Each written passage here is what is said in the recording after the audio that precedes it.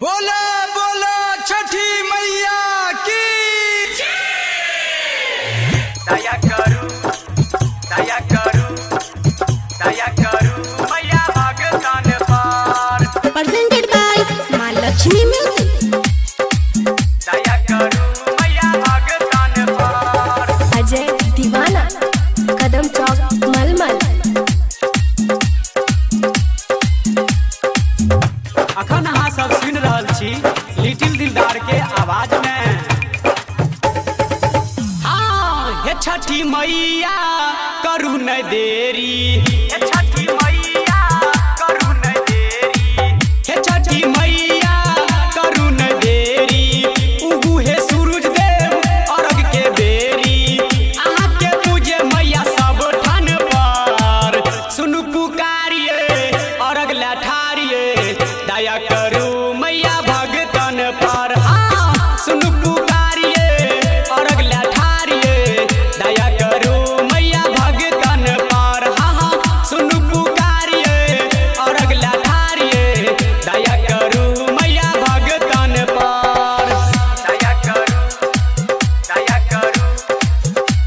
करू मैया भगतन पर। अजय दीवाना रामधीन दीवाना दया करू मलमल। मैया भगतन पर। सुनु पुकार मैया छठी ये, हमरा नहीं मालूम अहाँ कथी ये, हमरा नहीं मालूम अहाँ कथी ये।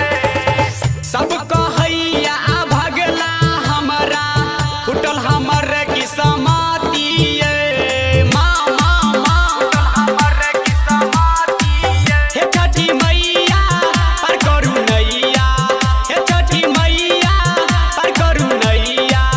भग के हाथ हमरा माथन पर।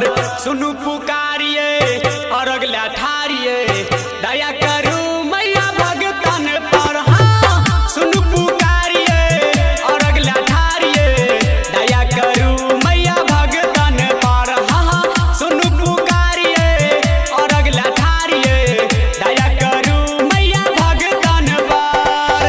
दया करू मैया भगतन पर। अजय दीवाना रामधीन दीवाना दया करू मलमल। मैया भगतन पर। सुनु मैया पुकारिए करू पूजा स्वीकारिए। माँ पूजा स्वीकारिए। गायक लिटिल राइटर मुकेश दर्शन ले अछि ठारिए। माँ अछि ठारिए।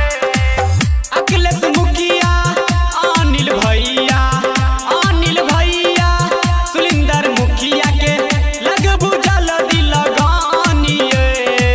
सुनु पुकारिए अर्घ ला ठारिए, दया करू मैया भगतन पर। हाँ सुनु पुकारिए अर्घ ला ठारिए, दया करू मैया भगतन पर। हाँ हाँ सुनु पुकारिए अर्घ ला ठारिए, दया करू मैया भगतन पर। हे माँ हे छठी मैया करू न देरी, उगू हे सूरज देव अर्घ के बेरी। अहाँ के पूजे मैया सब ठान पर।